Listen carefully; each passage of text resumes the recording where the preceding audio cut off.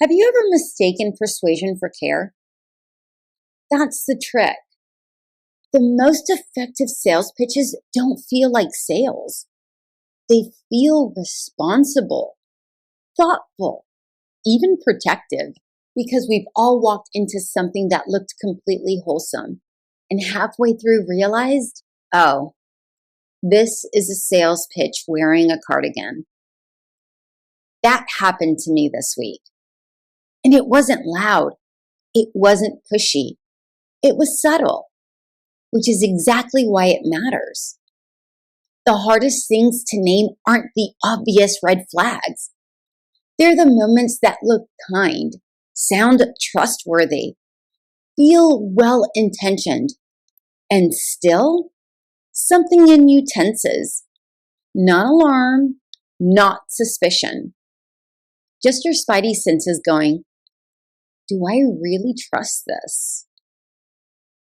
That sense, that's discernment. And it sharpens with time. And if you're willing to listen, this is Caffeine Clarity. Discernment. Not just trust, not cynicism.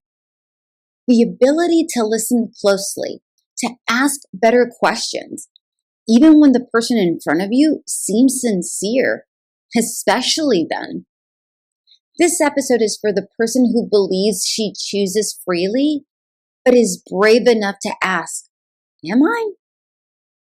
For the one who trusts her mind, but who hasn't trusted her intuition in a while. For the one who keeps trying to get it right and is ready to ask, right for who? This week I took my daughter to this tween skincare and makeup event. It was put together by a parent. Really gracious, really sweet. And I honestly thought, this is going to be one of those gentle conversations about skin, about how your face doesn't need fixing at 12, how everyone is different, how you don't need to look like anyone else. Just a little coming of age softness. And I was kind of excited because 12 is such a tender age. It's that age where they start looking in the mirror differently, like they're meeting themselves for the first time, but through a very loud world. And as a mom and as an esthetician, I've had these conversations with my daughter. But I also think that it matters when girls get to hear it around other girls so that they know that they're in this together. And then I get a request, an online form, not just for my daughter, for me too. Questions like, what do you think about this cosmetic brand? What skin type are you? And I just eye roll like, oh, okay. So this is going to be that kind of event. And I felt that quiet deflation because I hoped it wouldn't turn into a sales thing. But we go anyway. The girls are sweet. The moms are kind. We stayed. We listened. And yes, it was a marketing funnel with blush and a very pretty smile. And listen, I'm not mad. I'm not here to drag anyone. The presenter was nice. The family is lovely. The kids are darling. But I could feel something in me tighten. It wasn't the makeup. It was the narrative. That subtle shift from, let's talk about your skin, to, let's talk about this brand. And those are not the same thing. Not even close. So the presenter starts talking, and again, lovely. Truly, she really was. Warm, caring. She believes in what she's sharing. And she starts explaining how this product line has been around for years, how it has natural ingredients, and how it not only meets but exceeds EU standards. And that sounds impressive, right? EU standards, the highest cosmetic standards. And we're taught to hear that and think, oh, safer, better, higher quality. But that's where the tension is, because the problem isn't necessarily the product. The problem is the story we've been trained to swallow, that higher standards automatically means right for you, that natural automatically means safe, that been around forever automatically means trustworthy. And that's not necessarily true. It's not even logical. It's just familiar. We take it in without question because it sounds comforting. Like a cereal box that says natural in huge green letters. And we don't even flip it over because green means nature. Nature means good. Good means safe. And safe means we can stop thinking. We can put our guard down. But branding isn't truth. Branding is persuasion. And then she says, oh, we have a teen-specific line. And again, she believes she's helping, but it isn't accurate. And here's where it gets uncomfortable, because most of us don't get sold through lies.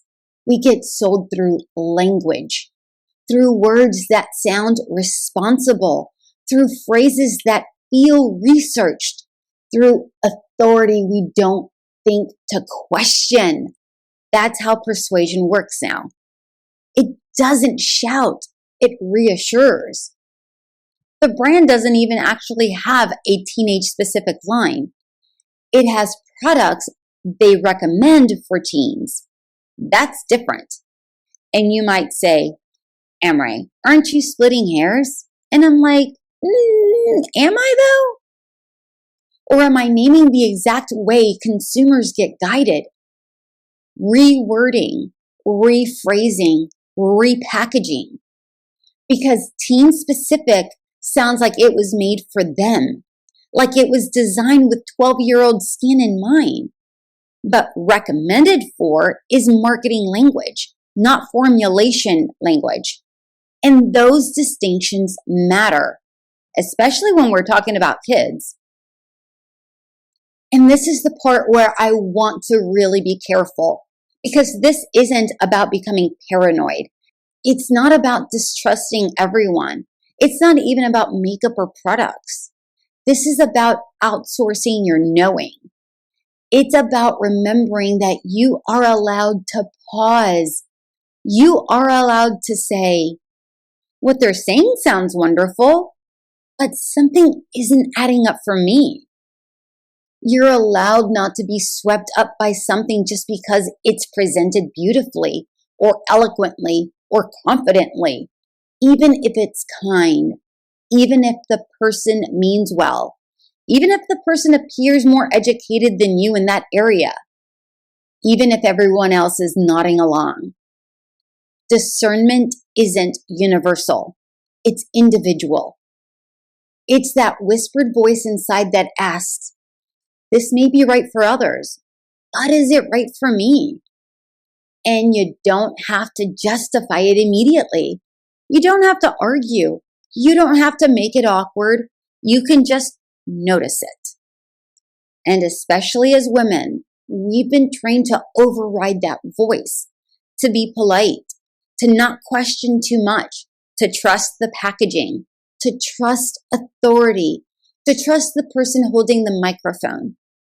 Even when something in our body is like, no. Discernment is presence. It's coming home to yourself. And if you have a hard time hearing that whisper because the voices around you are louder or because you've been trained to ignore it, we're going to talk about that in the next episode. Okay, so pause for me for a second. Your turn at the table. Not as a consumer, not as someone waiting to be told what's best. Just you. Let me ask you something. How many times have you walked into something thinking it was one thing and then slowly realized it was something else? Not because it was evil, not because anyone was trying to harm you, just because the presentation was persuasive, because it sounded factual, because it was packaged as care.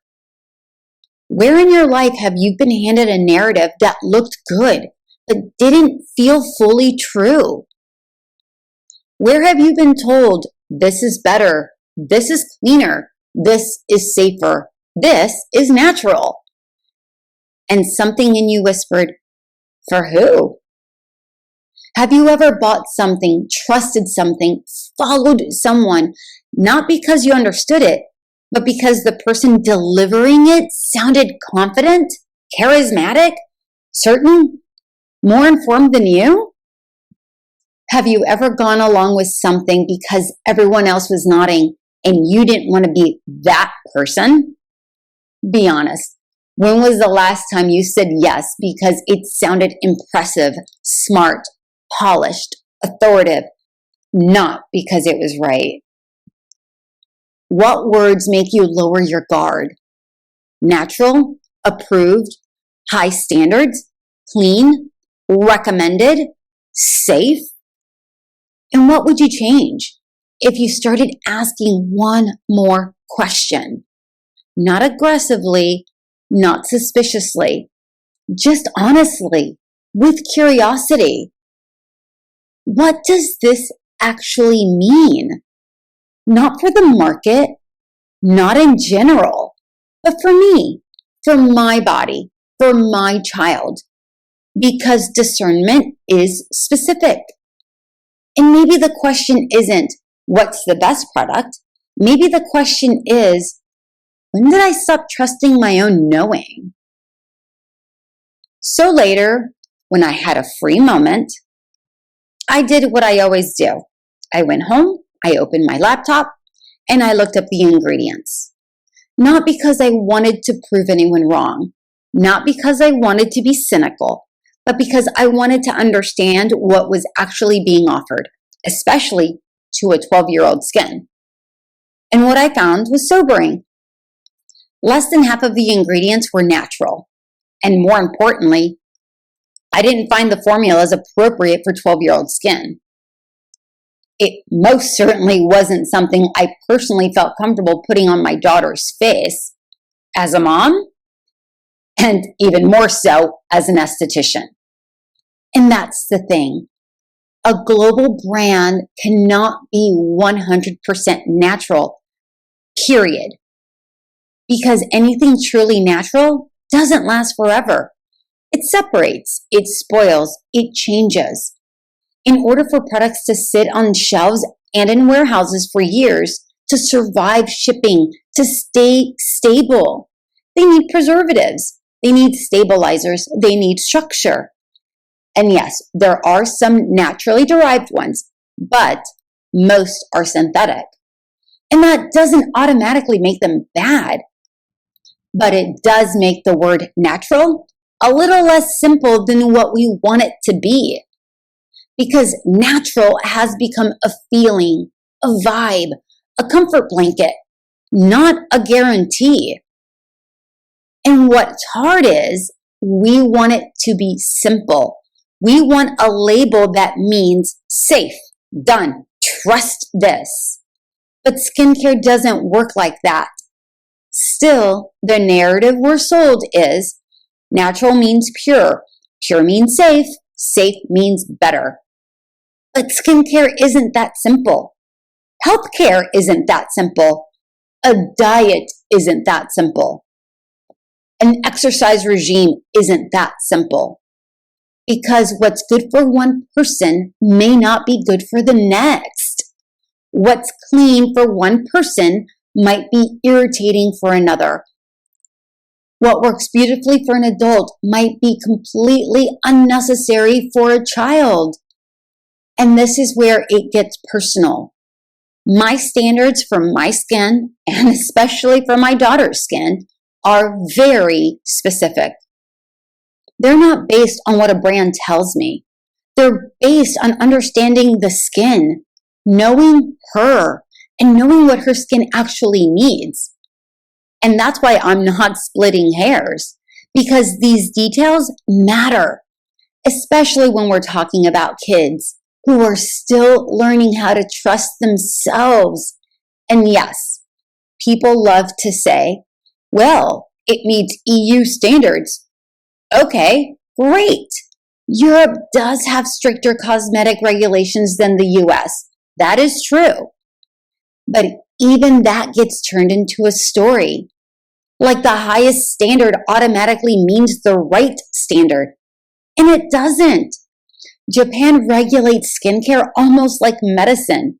South Korea has intense oversight because innovation moves so fast. Australia treats sunscreen like a therapeutic product. Different places have different systems.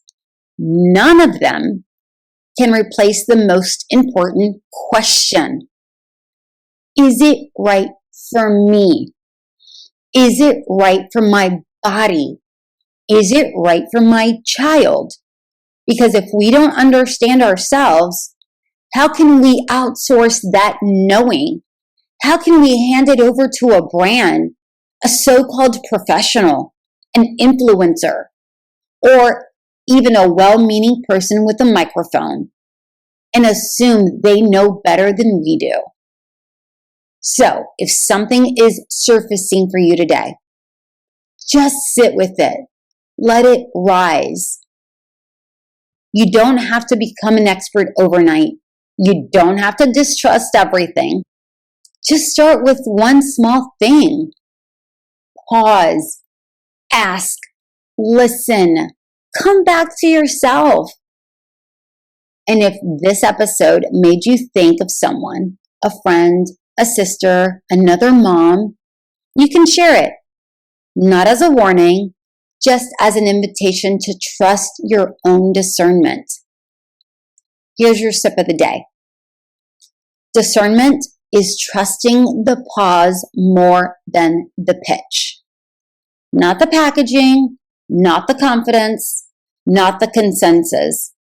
The pause. Let that one sit with you.